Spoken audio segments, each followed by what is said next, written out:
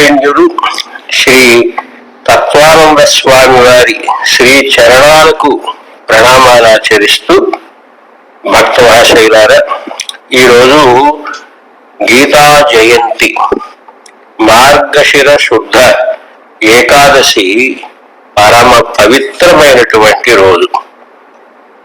గీతా జయంతి రోజు భగవద్గీతను స్మరించుకోవటం మన ధర్మం.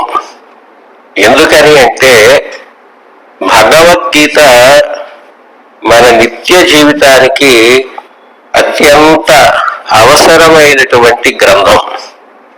మానవుడి యొక్క సంసారము అనేటటువంటిది ఘోరమైనటువంటి సముద్రంతో సమానం.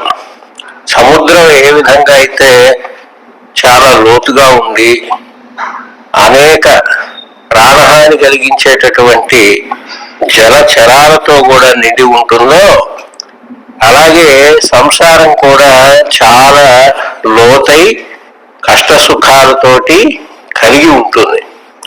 అందువల్ల సంసార సాగరం ఘోరం తత్తుమిచ్చతియో నరః గీతానామం సమాసాద్య పారం యాతి సుఖేన సహ.